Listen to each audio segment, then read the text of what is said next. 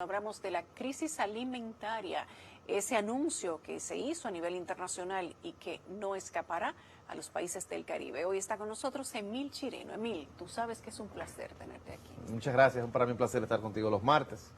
Y bueno, cuando uno viene aquí uno habla mucho de crisis y de cosas malas que van a pasar o que podrían pasar. ¿Qué podrían pasar? Y lamentablemente hay una que no se dice mucho y que tiene una trascendencia humana enorme, creo yo. Y es el tema algunos lo llaman catástrofe alimentaria. ¿Qué es lo que está pasando? Todos sabemos que todos los precios de los alimentos están subiendo. Yo creo que todo el que ha ido a supermercados recientemente sabe que estamos en una ola inflacionaria que no es exclusiva de la República Dominicana. Se está viendo a nivel mundial. Usted ha visto lo que está pasando en Estados Unidos, con unos niveles de inflación no vistos en los últimos 40 años, en Europa por igual. Pero eso no todo es atribuible única y exclusivamente a la guerra entre Ucrania y Rusia, como algunas personas entienden. Hay una confluencia de factores. Son tres esencialmente los que han afectado a la industria global de producción de alimentos. El primero es el tema del COVID, que increíblemente, aunque usted no lo crea, afectó bastante la producción de alimentos en muchos lugares en todo el planeta, por una razón muy sencilla, el factor mano de obra. Pero después del COVID, todos sabemos que los economistas no supieron decirnos que en vez de una recuperación paulatina, lo que tendríamos sería una demanda excesiva en los países más desarrollados, como Estados Unidos, los europeos, que ocasionó escasez muchas veces de productos. Todo ese estímulo que dieron los americanos, los famosos cheques que le dieron a los familiares suyos de $3,000 aquí, de $5,000 allí, imagínense eso multiplicado a escala de una economía como la norteamericana. Eso creó una demanda enorme que afectó también los precios. Pero hay otro factor, la energía.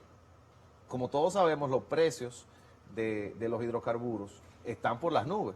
¿Y cuáles son los dos insumos principales de la industria agrícola? El combustible y los fertilizantes. Y los fertilizantes están obviamente muy conectados con los propios hidrocarburos. Entonces, tú tienes los insumos caros, tienes un exceso de demanda, tiene la pandemia, pero tiene otro factor que no se dice y no se menciona, el cambio climático. Porque aunque usted crea que eso es un disparate, como algunas personas increíblemente creen todavía hoy, si usted ve los patrones de producción de los alimentos en el mundo, están cambiando de manera radical. China, antes de que empezara la guerra en Ucrania, ya había anunciado que 2021 fue el peor año de producción de trigo en su historia. Y China es uno de los productores más grandes de trigo del mundo. ¿Por qué? Por sequía. Lo mismo está pasando en la India, sequía. Lo mismo está pasando en los Estados Unidos, sequía.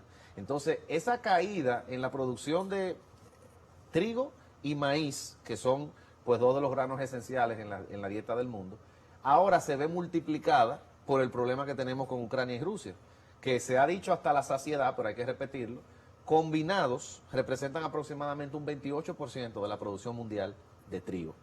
Entonces, es como si fuera una especie de tormenta perfecta que tenemos ahora. Climática, guerra, altos precios de la energía, ola inflacionaria en el mundo entero. Y ola de salud también. También, la de salud con el tema de COVID. Entonces, ¿por qué se habla de una catástrofe? Por los números, señores. Nosotros vivimos en un país donde, mal que bien, a pesar de que importamos muchísimo más de lo que producimos, tenemos producción agrícola, por lo menos para muchos de los insumos básicos de la canasta familiar, como el arroz y la carne y la habichuela.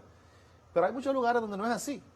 Y la FAO estima que este año, ahora en mayo, con todo lo que está pasando, 250 millones de personas están al borde de la hambruna en el mundo. Y si continúan los precios altos de la energía, si continúa el conflicto militar entre Ucrania y Rusia, y si no mejoran las condiciones climáticas, esto solamente va a empeorar. Y los efectos reales los vamos a ver después. ¿Por qué? Porque todavía se está consumiendo en el mundo la cosecha del año pasado. Sin embargo, la estrepitosa caída que está sufriendo la producción este año, por el cambio climático, por el problema de la energía y por lo que acabo de decir, los efectos de eso los vamos a ver en el 2023.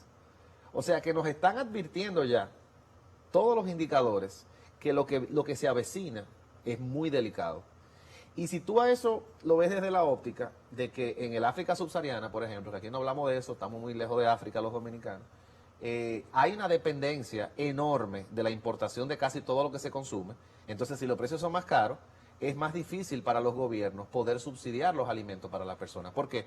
Porque el gobierno que no produce combustible y que tampoco produce alimentos, ahora se ve con que los alimentos y los combustibles al mismo tiempo están muy elevados y él tiene que decidir cuál va a subsidiar. Elevados y con escasez, porque los países importadores, que sus suplidores son precisamente los países que están en una situación difícil, tienen el productor lejos y la importación difícil. Entonces, hay también que buscar cómo nos abastecemos de países que estén más cercanos. Correcto. Eso es una necesidad imperiosa, el tema de buscar cadenas de abastecimiento más cercanas. En la producción están hablando del nearshoring mucho ahora, la idea de que le hemos hablado aquí, de que se produzcan las cosas cerca, pero no todo se puede producir cerca. Esa es la realidad. Y en un mundo interconectado como el que vivimos, es inexorable que usted tenga que importar productos agrícolas de lugares lejanos. Por ejemplo, a mí me sorprendió leer que un 80% de todos los estados miembros de la ONU tienen que importar alimentos para satisfacer sus necesidades básicas. Es un 80% de los estados miembros. Eso es mucho, miles de millones de personas que dependen de la importación para poder satisfacer sus necesidades alimenticias. Entonces el problema es serio, muy serio. Y los gobiernos tienen una incapacidad ahora mismo para hacerle frente, porque ya venían endeudándose bastante y gastando muchísimo en la pandemia. Los niveles de deuda pública ahora mismo en el mundo están elevadísimos. Más de 27 países tienen deuda que superan el 300% del tamaño de su economía. Eso no se había visto en 40 años. Entonces, si el país ya está endeudado, el combustible está costoso y los alimentos que usted importa también están costosos, ¿qué usted va a hacer? ¿Cómo usted le va a subsidiar al que no tiene el alimento que necesita? Es una tormenta bastante complicada la que se está avecinando. Nosotros solamente pensamos que los países tienen que reforzar la capacidad de poder satisfacer sus propias necesidades. La producción nacional es muy importante. Eso te iba a preguntar, que a dónde queda, por ejemplo, para el Caribe, que en ocasiones nos ayuda la insularidad.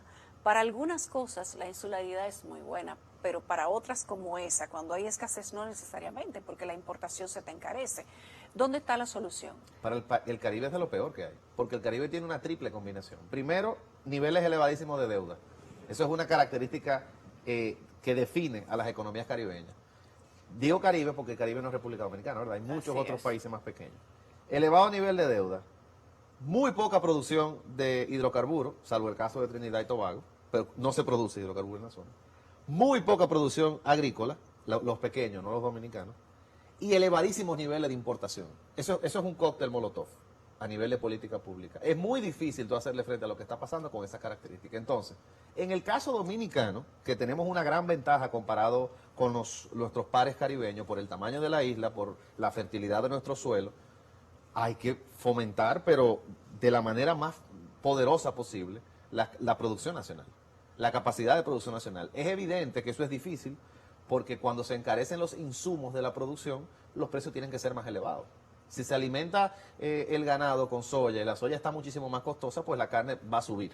Pero tú por lo menos sabes que aunque costosa, tú tienes la capacidad de satisfacer el mercado local. O sea que no tendrás quizá hambruna en los niveles que tienen otros países. O sea que cualquier medida que fomente la producción nacional, a mí me luce que es lo inteligente en este momento. Nosotros no tenemos, digamos, que el tema de que tenemos que limitar nuestras exportaciones para satisfacer la demanda local, porque las exportaciones dominicanas agrícolas, tú sabes que son de los productos de primera calidad, los invernaderos, los pimientos, pero no son productos que son parte de la canasta básica del dominicano, por ejemplo, la habichuela, el arroz, que son cosas que se comen aquí probablemente todos los días. Entonces, eso hay que fomentarlo. Yo soy de la escuela de que la idea de eliminar los aranceles de importación a muchos productos de la canasta familiar para controlar supuestamente la escalada inflacionaria, yo soy de la idea de que eso quizá no sea una muy buena idea en el caso dominicano, porque por más que tú elimines aranceles, si hay escasez de cualquier alimento en el mundo, digamos que el trigo, el precio va a subir. Entonces, eso va a tener consecuencias políticas en todos lados, porque obviamente hay como decíamos fuera de cámara, hay una relación muy cercana entre el incremento en la delincuencia y en la estabilidad política y la inflación. Y eso a mí me preocupa mucho. La verdad es que me preocupa mucho y ojalá que nuestros hacedores de política pública se tracen como norte, no solamente controlar los precios para los consumidores, sino sobre todo incrementar la capacidad de producción nacional, porque si los dominicanos podemos estar orgullosos de algo, a pesar de todos los problemas que tenemos de corrupción y de mil cosas que no hay que decir, es que, repito, tenemos la capacidad de satisfacer en gran medida por lo menos nuestras necesidades más básicas, y eso hay que cuidarlo, Suena retador, Emil. muy retador. Y ojalá que lo de Rusia se resuelva, que los commodities se resuelvan, que Shanghái se resuelva, que los contenedores no sigan parados, que la logística sea más fácil y que en República Dominicana apostemos más a la producción agrícola, sobre todo. Ojalá. Gracias, Emil Chireno. Siempre es un placer tenerte aquí, Emil. Igual.